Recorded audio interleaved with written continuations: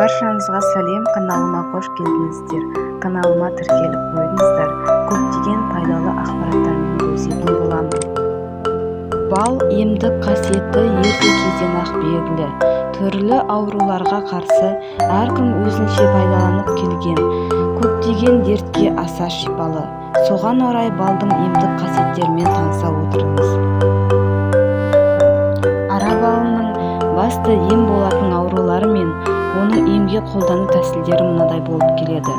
Біріншіден, қол-аяқ жансызданғанда сары ара ұясының үлкендігінен 1 дана, кішілеуінен 3-4 данасын жалқы өскен усарымсақпен қосып жаншып ауру жерге таңады.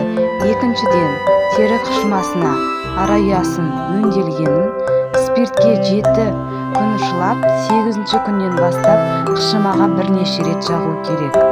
Ал үшінші қасиеті ол емшек безі сіңгенде ара ұясын өртеп 6 грамм суға қайнатып, самасын тұндырып, суынан күніне 2-3 рет ішеді.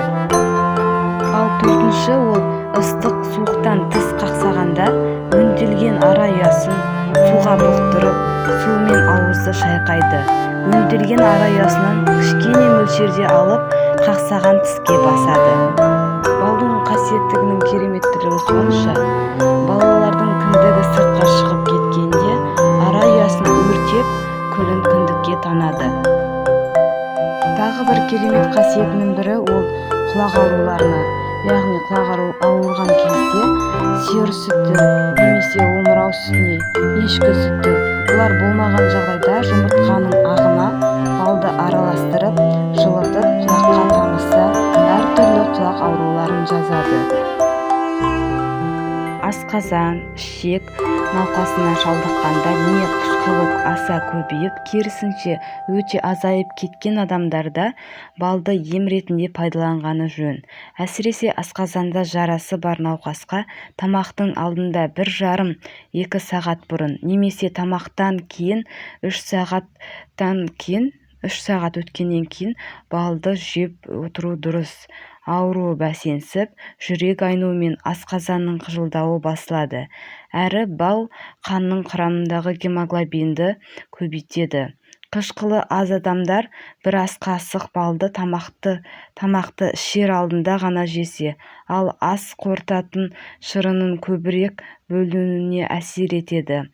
Ал қышқылы көп адамдар тамақтан кейін 1,5-2 сағат бұрын пайдаланған дұрыс. Асқазан қышқылын азайтады. Балды үккіштен өткізілген сәбізбен қосып, банкке салып, біраз уақытқа қойса, әбден еріп, сәбіздің шырынына қосылып, тосап сияқты өте тәтті тағам болады. Оны әсіресе бауыры, өт жолды ауыратын адамдарға ем ретінде пайдаланса, шипалық қасиеті мол. Бал жүрек ауруы бар адамға таптырмайтын ем. Оны белгілі бір мөлшерде анардың, яғни гранат шырынына қосып та ішеді. Қатарынан 1-2 ай үзбей ішкен адамға ол әжептәуір жақсы әсерін береді. Балдың қасиеттігінің көптігі соншалықты, ол түрлі ауруларға шипа ем болып саналады. Каналыма тіркеліп қойыңыздар. Көптеген жақсы пайдалы кеңестермен бөлісетін. Соңына дейін көргендеріңізге рахмет.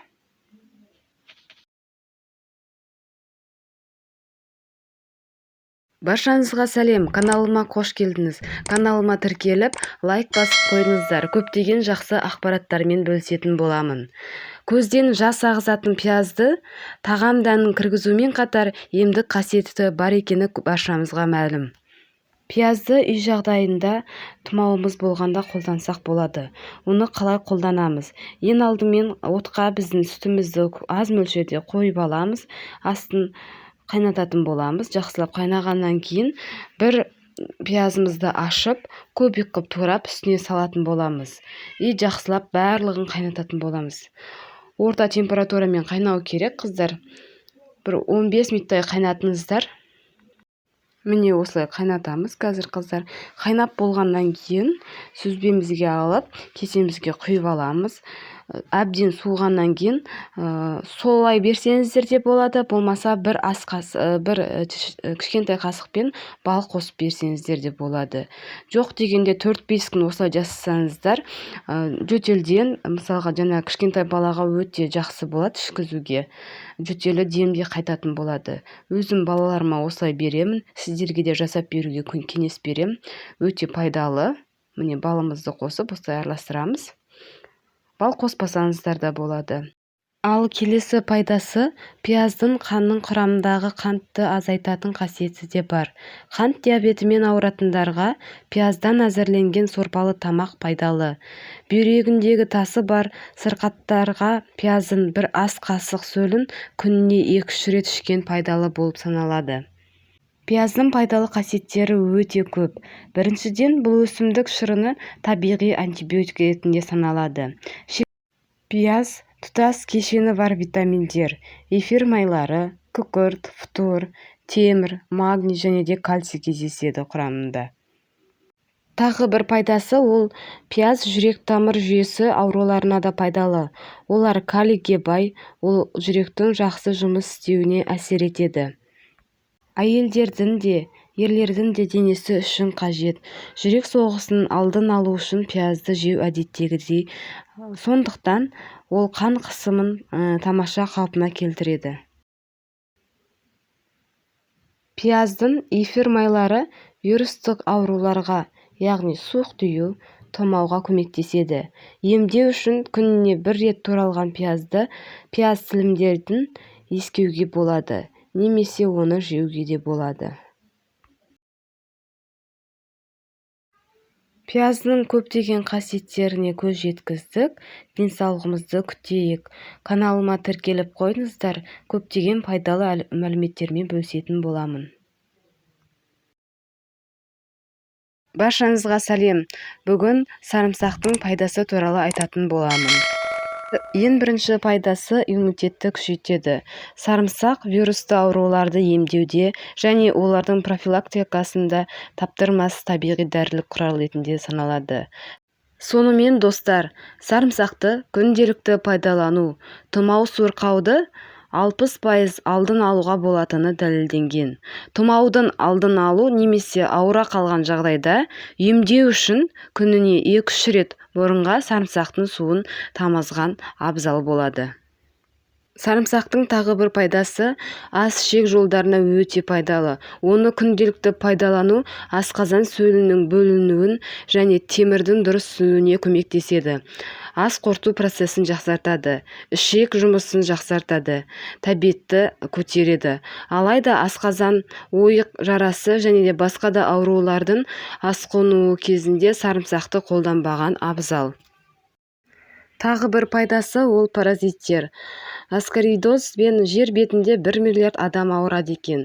Бұл ересектер мен балаларда кездесетін ауру. Оны тудырушы аскарида, яғни ішек құрты.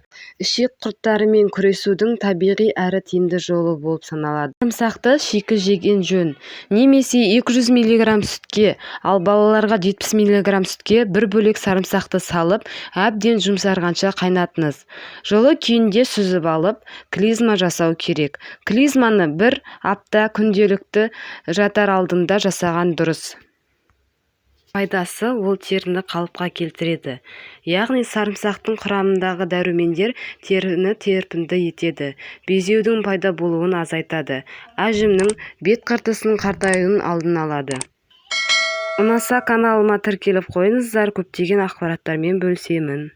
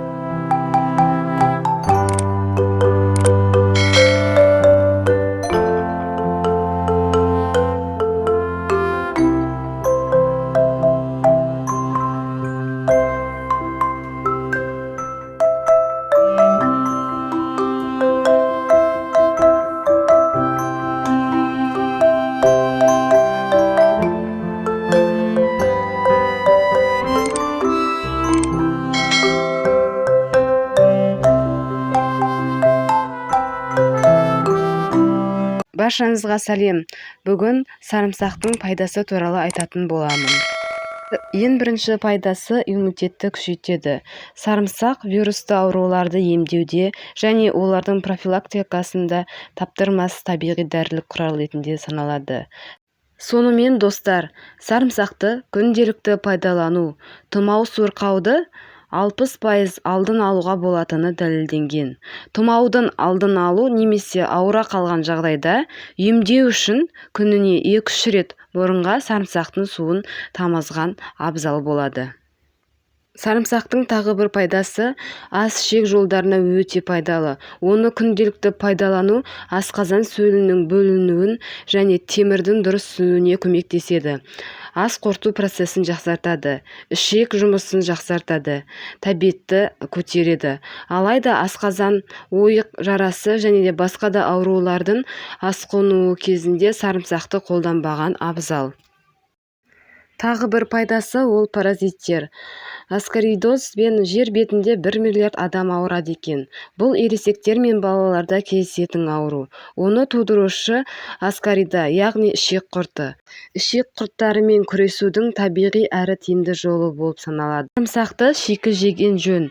Немесе 200 мг сүтке, ал балаларға 70 мг сүтке бір бөлек сарымсақты салып, әбден жұмсарғанша қайнатыңыз. Жылы күйінде сүзіп алып, клизма жасау керек. Клизманы 1 апта күнделікті жатар алдында жасаған дұрыс. Пайдасы ол теріні қалыпқа келтіреді. Яғни сарымсақтың құрамындағы дәрумендер теріні терпінді етеді. Безеудің пайда болуын азайтады. Әжімнің бет қыртысының қартаюының алдын алады. Ұнаса каналыма тіркеліп қойыңыздар, көптеген ақпараттармен бөлісемін. Баршаңызға сәлем, каналыма қош келдіңіз. Каналыма тіркеліп, лайк басып қойыңыздар, көптеген жақсы ақпараттармен бөлісетін боламын. Көзден жас ағызатын пиязды тағам дәнін кіргізумен қатар емдік қасиеті бар екені баршамызға мәлім. Пиязды үй жағдайында тұмауымыз болғанда қолдансақ болады. Оны қалай қолданамыз? Ең алдымен отқа біздің сүтімізді аз мөлшерде қойып аламыз, астын қайнататын боламыз. Жақсылап қайнағаннан кейін бір пиязымызды ашып, көбік қып турап үстіне салатын боламыз. Жақсылап барлығын қайнататын боламыз. Орта температурамен қайнау керек, қыздар. Бір 15 минуттай қайнатыңыздар. Міне осылай қайнатамыз қазір, қыздар. Қайнап болғаннан кейін сүзбемізге алып, кесемізге құйып аламыз. Әбден суығаннан кейін солай берсеңіздер де болады, болмаса бір кішкентай қасықпен бал қосып берсеңіздер де болады. Жоқ дегенде 4-5 күн осылай жасасаңыздар, жөтелден, мысалға жаңа кішкентай балаға өте жақсы болады ішкізуге. Жөтелі демде қайтатын болады. Өзім балаларыма осылай беремін, сіздерге де жасап беруге кеңес берем. Өте пайдалы. Міне балымызды қосып осылай араластырамыз. Бал қоспасаңыздар да болады. Ал келесі пайдасы пияздың қанның құрамындағы қантты азайтатын қасиеті де бар. Қант диабетімен ауыратындарға пияздан әзірленген сорпалы тамақ пайдалы. Бүйрегіндегі тасы бар сырқаттарға пияздың бір ас қасық сөлін күніне 2-3 рет ішкен пайдалы болып саналады. Пияздың пайдалы қасиеттері өте көп. Біріншіден, бұл өсімдік шырыны табиғи антибиотик ретінде саналады. Пияз тұтас кешені бар витаминдер, эфир майлары, күкірт, фтор, темір, магний және де кальций кездеседі құрамында.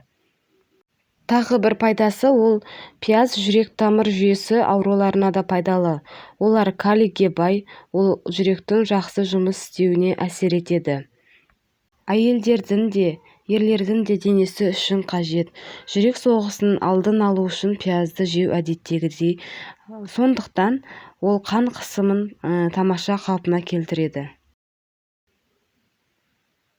Пияздың эфир майлары вирустық ауруларға, яғни суық тию, тұмауға көмектеседі. Емдеу үшін күніне 1 рет туралған пияз тілімдерін ескеуге болады, немесе оны жеуге де болады. Пияздың көптеген қасиеттеріне көз жеткіздік. Денсаулығымызды күтейік. Каналыма тіркеліп қойыңыздар. Көптеген пайдалы мәліметтермен бөлісетін боламын. Баршаңызға сәлем, каналыма қош келдіңіздер. Каналыма тіркеліп қойыңыздар. Көптеген пайдалы ақпараттармен бөлісетін боламын. Бал емдік қасиеті ерте кезден-ақ белгілі. Түрлі ауруларға қарсы әркім өзінше пайдаланып келген. Көптеген дертке аса шипалы. Соған орай балдың емдік қасиеттерімен таныса отырыңыз. Ара балының басты ем болатын аурулары мен оның емге қолдану тәсілдері мынадай болып келеді. Біріншіден, қол-аяқ жансызданғанда сары ара ұясының үлкендігінен 1 дана, кішілеуінен 3-4 данасын жалқы өскен усарымсақпен қосып жаншып ауру жерге танады. Екіншіден, тері қышымасына ара ұясын өңделгенін спиртке 7 күн шылап, 8-ші күннен бастап қышымаға бірнеше рет жағу керек. Ал үшінші қасиеті ол емшек безі сіңгенде ара ұясын өртеп 6 грамм суға қайнатып, самасын тұндырып, суынан күніне 2-3 рет ішеді. Ал төртінші ол ыстық суықтан тіс қақсағанда өңделген ара ұясын суға бұқтырып, суымен ауызды шайқайды. Өңделген ара ұясынан кішкене мөлшерде алып, қақсаған тіске басады. Балдың қасиеттігінің кереметтілігі сонша, балалардың кіндігі сыртқа шығып кеткенде ара ұясын өртеп, күлін кіндікке танады.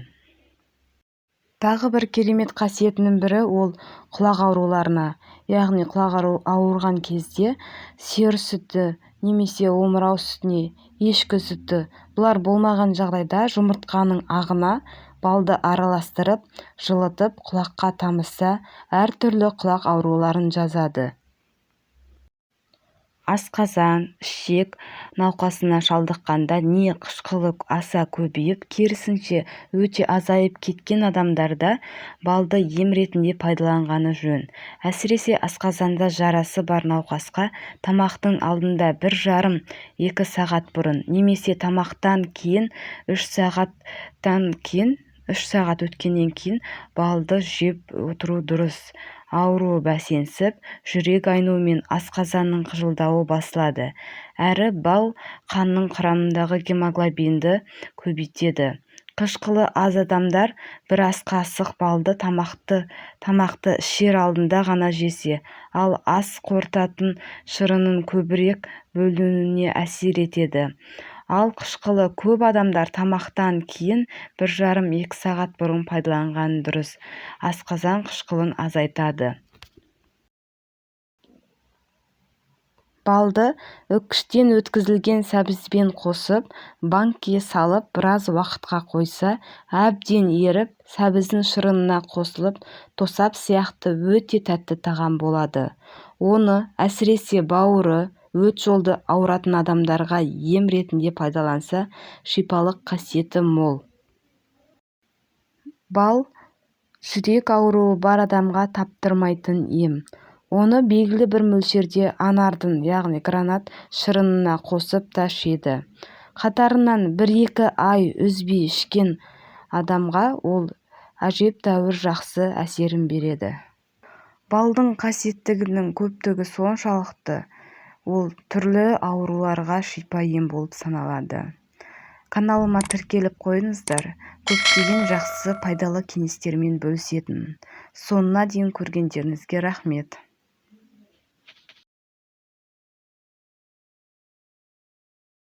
Баршаңызға сәлем, каналыма қош келдіңіз. Каналыма тіркеліп, лайк басып қойыңыздар. Көптеген жақсы ақпараттармен бөлісетін боламын. Көзден жас ағызатын пиязды тағам дәнін кіргізумен қатар емдік қасиеті бар екені баршамызға мәлім. Пиязды үй жағдайында тұмауымыз болғанда қолдансақ болады. Оны қалай қолданамыз? Ең алдымен отқа біздің сүтімізді аз мөлшерде қойып аламыз, астын қайнататын боламыз. Жақсылап қайнағаннан кейін бір пиязымызды ашып, көбік қып турап үстіне салатын боламыз. Жақсылап барлығын қайнататын боламыз. Орта температурамен қайнау керек, қыздар. Бір 15 минуттай қайнатыңыздар. Міне осылай қайнатамыз қазір қыздар. Қайнап болғаннан кейін сүзбемізге алып кесемізге құйып аламыз.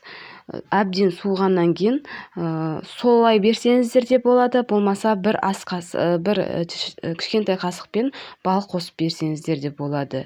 Жоқ дегенде 4-5 күн осылай жасасаңыздар, жөтелден, мысалға жаңа кішкентай балаға өте жақсы болады ішкізуге. Жөтелі демде қайтатын болады. Өзім балаларыма осылай беремін, сіздерге де жасап беруге кеңес берем. Өте пайдалы. Міне балымызды қосып осылай араластырамыз. Бал қоспасаңыздар да болады. Ал келесі пайдасы, пияздың қанның құрамындағы қантты азайтатын қасиеті де бар. Қант диабетімен ауыратындарға пияздан әзірленген сорпалы тамақ пайдалы.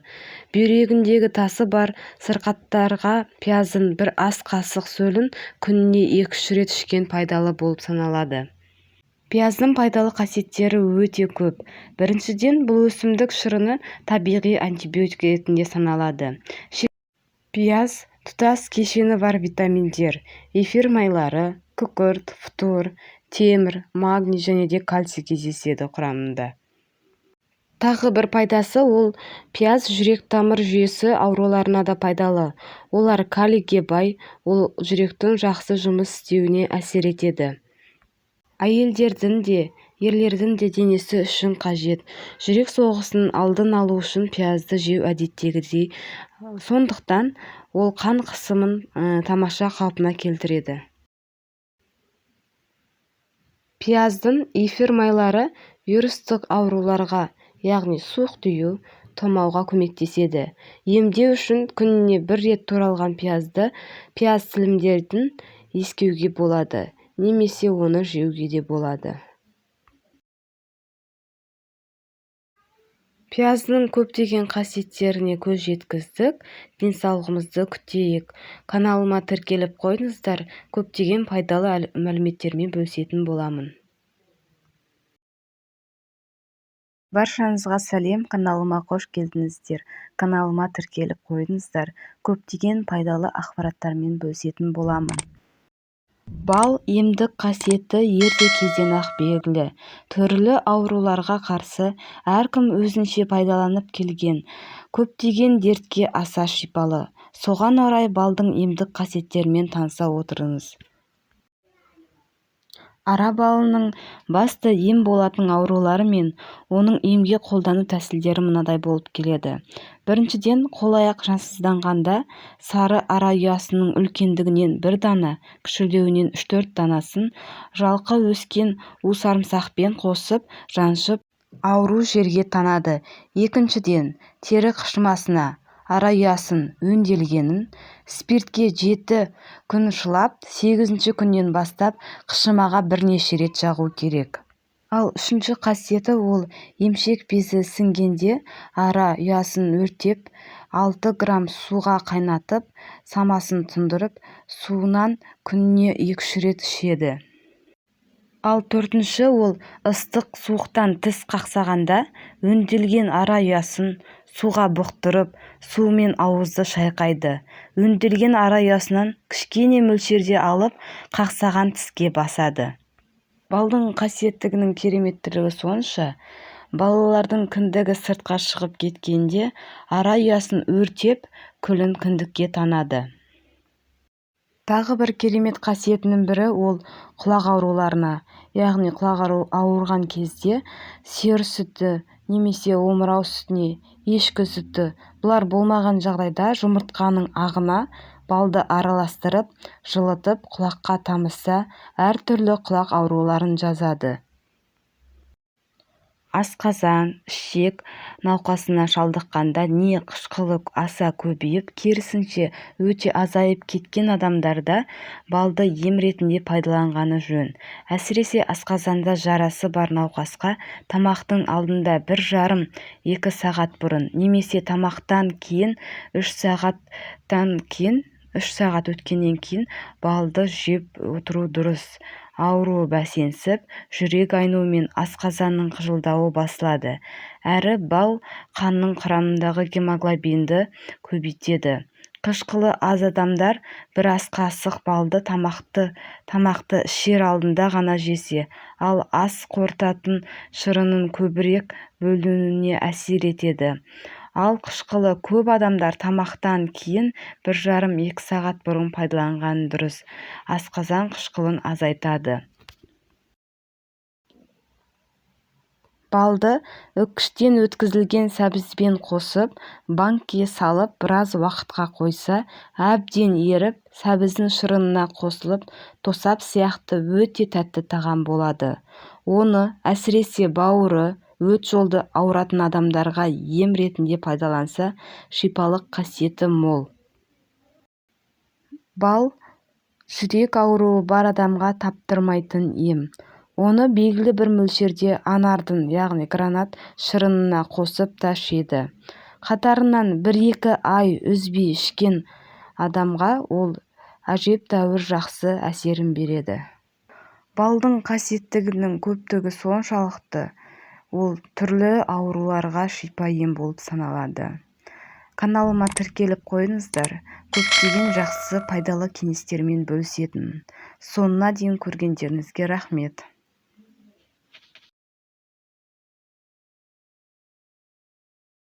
Баршаңызға сәлем, каналыма қош келдіңіздер. Каналыма тіркеліп қойыңыздар, көптеген пайдалы ақпараттармен бөлісетін боламын. Бал емдік қасиеті ерте кезден ақ белгілі.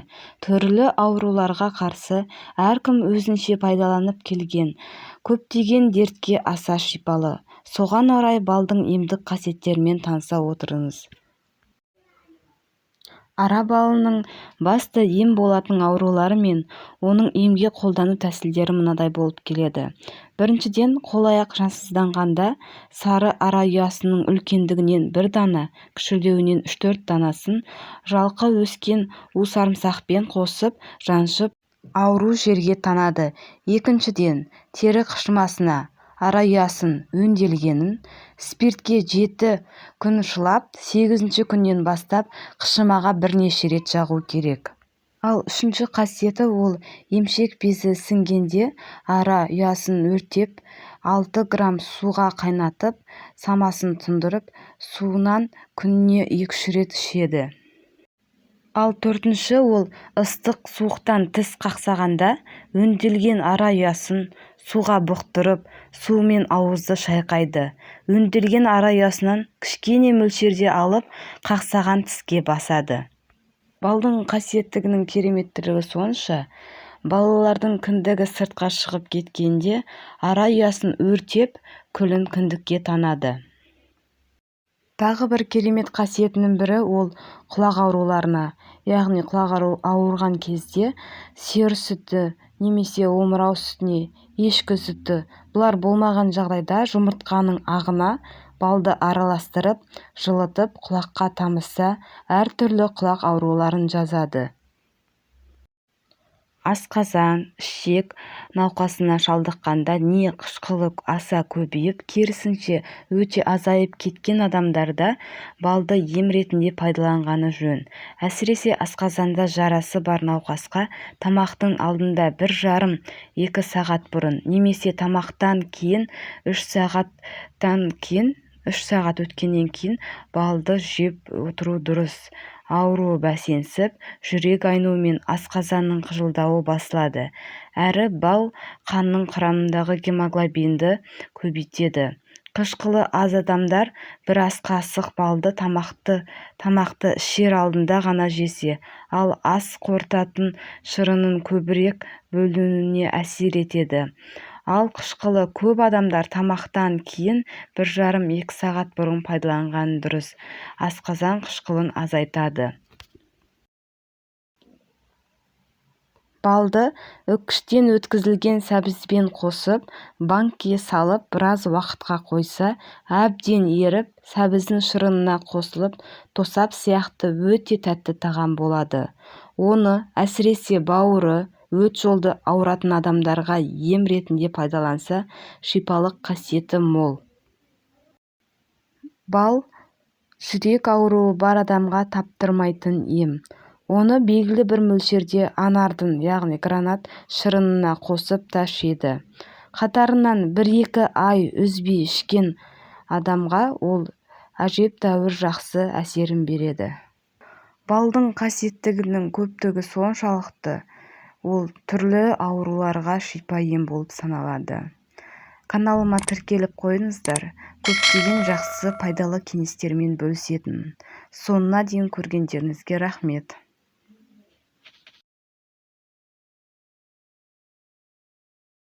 Баршаңызға сәлем. Бүгін сарымсақтың пайдасы туралы айтатын боламын. Ең бірінші пайдасы иммунитетті күшейтеді. Сарымсақ вирусты ауруларды емдеуде және олардың профилактикасында таптырмас табиғи дәрілік құрал ретінде саналады. Сонымен достар, сарымсақты күнделікті пайдалану тұмау сырқауды 60% алдын алуға болатыны дәлелденген. Тұмаудың алдын алу немесе ауыра қалған жағдайда емдеу үшін күніне 2-3 рет бұрынға сарымсақтың суын тамызған абзал болады. Сарымсақтың тағы бір пайдасы ас-ішек жолдарына өте пайдалы. Оны күнделікті пайдалану асқазан сөлінің бөлінуін және темірдің дұрыс сүзілуіне көмектеседі. Ас қорыту процесін жақсартады, ішек жұмысын жақсартады, тәбетті көтереді. Алайда асқазан, ойық жарасы және де басқа да аурулардың асқынуы кезінде сарымсақты қолданбаған абзал. Тағы бір пайдасы ол паразиттер. Аскаридозбен жер бетінде 1 миллиард адам ауырады екен. Бұл ересектер мен балаларда кездесетін ауру. Оны тудырушы аскарида, яғни ішек құрты. Ішек құрттарымен күресудің табиғи әрі тиімді жолы болып саналады. Сарымсақты шикі жеген жөн. Немесе 200 мг сүтке, ал балаларға 70 мг сүтке бір бөлек сарымсақты салып, әбден жұмсарғанша қайнатыңыз. Жылы күйінде сүзіп алып, клизма жасау керек. Клизманы 1 апта күнделікті жатар алдында жасаған дұрыс. Пайдасы ол теріні қалыпқа келтіреді. Яғни сарымсақтың құрамындағы дәрумендер теріні терпінді етеді. Безеудің пайда болуын азайтады. Әжімнің бет қыртысының қартаюының алдын алады. Ұнаса каналыма тіркеліп қойыңыздар, көптеген ақпараттармен бөлісемін. Баршаңызға сәлем, каналыма қош келдіңіз. Каналыма тіркеліп, лайк басып қойыңыздар, көптеген жақсы ақпараттармен бөлісетін боламын. Көзден жас ағызатын пиязды тағам дәнін кіргізумен қатар емдік қасиеті бар екені баршамызға мәлім. Пиязды үй жағдайында тұмауымыз болғанда қолдансақ болады. Оны қалай қолданамыз? Ең алдымен отқа біздің сүтімізді аз мөлшерде қойып аламыз, астын қайнататын боламыз. Жақсылап қайнағаннан кейін бір пиязымызды ашып, көбік қып турап үстіне салатын боламыз. Жақсылап барлығын қайнататын боламыз. Орта температурамен қайнау керек, қыздар. Бір 15 минуттай қайнатыңыздар. Міне осылай қайнатамыз қазір, қыздар. Қайнап болғаннан кейін сүзбемізге алып, кесемізге құйып аламыз. Әбден суығаннан кейін солай берсеңіздер де болады, болмаса бір кішкентай қасықпен бал қосып берсеңіздер де болады. Жоқ дегенде 4-5 күн осылай жасасаңыздар, жөтелден, мысалға жаңа кішкентай балаға өте жақсы болады ішкізуге. Жөтелі демде қайтатын болады. Өзім балаларыма осылай беремін, сіздерге де жасап беруге кеңес берем. Өте пайдалы. Міне балымызды қосып осылай араластырамыз. Бал қоспасаңыздар да болады. Ал келесі пайдасы, пияздың қанның құрамындағы қантты азайтатын қасиеті де бар. Қант диабетімен ауыратындарға пияздан әзірленген сорпалы тамақ пайдалы.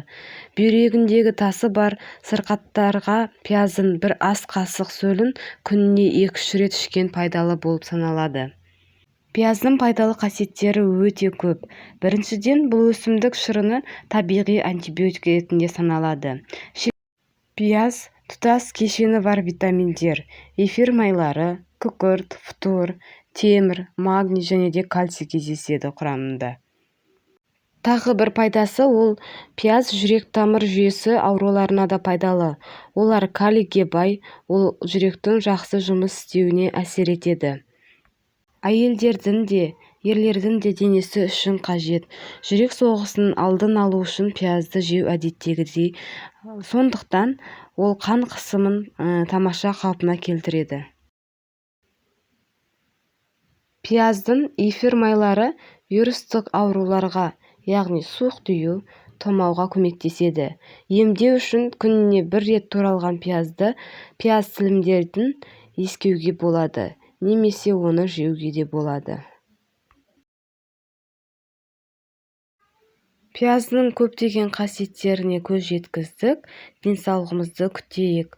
Каналыма тіркеліп қойыңыздар, көптеген пайдалы мәліметтермен бөлісетін боламын. Баршаңызға сәлем. Бүгін сарымсақтың пайдасы туралы айтатын боламын. Ең бірінші пайдасы иммунитетті күшейтеді. Сарымсақ вирусты ауруларды емдеуде және олардың профилактикасында таптырмас табиғи дәрілік құрал ретінде саналады. Сонымен достар, сарымсақты күнделікті пайдалану тұмау сырқауды 60% алдын алуға болатыны дәлелденген. Тұмаудың алдын алу немесе ауыра қалған жағдайда емдеу үшін күніне 2-3 рет мұрынға сарымсақтың суын тамызған абзал болады. Сарымсақтың тағы бір пайдасы ас-ішек жолдарына өте пайдалы. Оны күнделікті пайдалану асқазан сөлінің бөлінуін және темірдің дұрыс сүзілуіне көмектеседі. Ас қорыту процесін жақсартады, ішек жұмысын жақсартады, тәбетті көтереді. Алайда асқазан, ойық жарасы және де басқа да аурулардың асқынуы кезінде сарымсақты қолданбаған абзал. Тағы бір пайдасы ол паразиттер. Аскаридозбен жер бетінде 1 миллиард адам ауырады екен. Бұл ересектер мен балаларда кездесетін ауру. Оны тудырушы аскарида, яғни ішек құрты. Ішек құрттарымен күресудің табиғи әрі тиімді жолы болып саналады. Сарымсақты шикі жеген жөн. Немесе 200 мг сүтке, ал балаларға 70 мг сүтке 1 бөлек сарымсақты салып, әбден жұмсарғанша қайнатыңыз. Жылы күйінде сүзіп алып, клизма жасау керек. Клизманы 1 апта күнделікті жатар алдында жасаған дұрыс. Пайдасы ол теріні қалыпқа келтіреді. Яғни сарымсақтың құрамындағы дәрумендер теріні терпінді етеді. Безеудің пайда болуын азайтады. Әжімнің бет қыртысының қартаюының алдын алады. Ұнаса каналыма тіркеліп қойыңыздар, көптеген ақпараттармен бөлісемін. Баршаңызға сәлем. Бүгін сарымсақтың пайдасы туралы айтатын боламын. Ең бірінші пайдасы иммунитетті күшейтеді. Сарымсақ вирусты ауруларды емдеуде және олардың профилактикасында таптырмас табиғи дәрілік құрал ретінде саналады. Сонымен достар, сарымсақты күнделікті пайдалану тұмау сырқауды 60% алдын алуға болатыны дәлелденген. Тұмаудың алдын алу немесе ауыра қалған жағдайда емдеу үшін күніне 2-3 рет мұрынға сарымсақтың суын тамызған абзал болады. Сарымсақтың тағы бір пайдасы ас-ішек жолдарына өте пайдалы. Оны күнделікті пайдалану асқазан сөлінің бөлінуін және темірдің дұрыс сүзілуіне көмектеседі. Ас қорыту процесін жақсартады, ішек жұмысын жақсартады, тәбетті көтереді. Алайда асқазан, ойық жарасы және де басқа да аурулардың асқынуы кезінде сарымсақты қолданбаған абзал. Тағы бір пайдасы ол паразиттер. Аскаридозбен жер бетінде 1 миллиард адам ауырады екен. Бұл ересектер мен балаларда кездесетін ауру. Оны тудырушы аскарида, яғни ішек құрты. Ішек құрттарымен күресудің табиғи әрі тиімді жолы болып саналады. Сарымсақты шикі жеген жөн. Немесе 200 мг сүтке, ал балаларға 70 мг сүтке 1 бөлек сарымсақты салып, әбден жұмсарғанша қайнатыңыз. Жылы күйінде сүзіп алып, клизма жасау керек. Клизманы 1 апта күнделікті жатар алдында жасаған дұрыс. Пайдасы ол теріні қалыпқа келтіреді. Яғни сарымсақтың құрамындағы дәрумендер теріні терпінді етеді. Безеудің пайда болуын азайтады. Әжімнің бет қыртысының қартаюының алдын алады. Ұнаса каналыма тіркеліп қойыңыздар, көптеген ақпараттармен бөлісемін. Баршаңызға сәлем, каналыма қош келдіңіздер. Каналыма тіркеліп қойыңыздар, көптеген пайдалы ақпараттармен бөлісетін боламын. Бал емдік қасиеті ерте кезден ақ белгілі. Түрлі ауруларға қарсы әркім өзінше пайдаланып келген. Көптеген дертке аса шипалы. Соған орай балдың емдік қасиеттерімен таныса отырыңыз. Ара балының басты ем болатын аурулары мен оның емге қолдану тәсілдері мынадай болып келеді. Біріншіден, қол-аяқ жансызданғанда сары ара ұясының үлкендігінен 1 дана, кішілеуінен 3-4 данасын жалқы өскен усарымсақпен қосып жаншып ауру жерге танады. Екіншіден, тері қышымасына ара ұясын өңделгенін спиртке 7 күн шылап, 8-ші күннен бастап қышымаға бірнеше рет жағу керек. Ал үшінші қасиеті ол емшек безі сіңгенде ара ұясын өртеп 6 грамм суға қайнатып, самасын тұндырып, суынан күніне 2-3 рет ішеді. Ал төртінші ол ыстық суықтан тіс қақсағанда өңделген ара ұясын суға бұқтырып, суымен ауызды шайқайды. Өңделген ара ұясынан кішкене мөлшерде алып, қақсаған тіске басады. Балдың қасиеттігінің кереметтілігі сонша, балалардың кіндігі сыртқа шығып кеткенде ара ұясын өртеп, күлін кіндікке танады. Тағы бір керемет қасиетінің бірі ол құлақ ауруларына, яғни құлақ ауырған кезде сиыр сүті немесе омырау сүтіне, ешкі сүті, бұлар болмаған жағдайда жұмыртқаның ағына балды араластырып, жылытып, құлаққа тамызса, әртүрлі құлақ ауруларын жазады. Асқазан, ішек науқасына шалдыққанда не қышқылы аса көбейіп, керісінше өте азайып кеткен адамдарда балды ем ретінде пайдаланғаны жөн. Әсіресе асқазанда жарасы бар науқасқа тамақтың алдында 1,5-2 сағат бұрын немесе тамақтан кейін 3 сағат өткеннен кейін балды жеп отыру дұрыс. Ауру бәсеңсіп, жүрек айнуы мен асқазанның қыжылдауы басылады. Әрі бал қанның құрамындағы гемоглобинді көбейтеді. Қышқылы аз адамдар бір ас қасық балды тамақты ішер алдында ғана жесе, ал ас қорытатын шырынның көбірек бөлінуіне әсер етеді. Ал қышқылы көп адамдар тамақтан кейін 1,5-2 сағат бұрын пайдаланған дұрыс. Асқазан қышқылын азайтады. Балды үккіштен өткізілген сәбізбен қосып, банкке салып, біраз уақытқа қойса, әбден еріп, сәбіздің шырынына қосылып, тосап сияқты өте тәтті тағам болады. Оны әсіресе бауыры, өт жолды ауыратын адамдарға ем ретінде пайдаланса, шипалық қасиеті мол. Бал жүрек ауруы бар адамға таптырмайтын ем. Оны белгілі бір мөлшерде анардың, яғни гранат шырынына қосып та ішеді. Қатарынан 1-2 ай үзбей ішкен адамға ол әжептәуір жақсы әсерін береді. Балдың қасиеттігінің көптігі соншалықты, ол түрлі ауруларға шипа ем болып саналады. Каналыма тіркеліп қойыңыздар, көптеген жақсы пайдалы кеңестермен бөлісетінмін. Соңына дейін көргендеріңізге рахмет.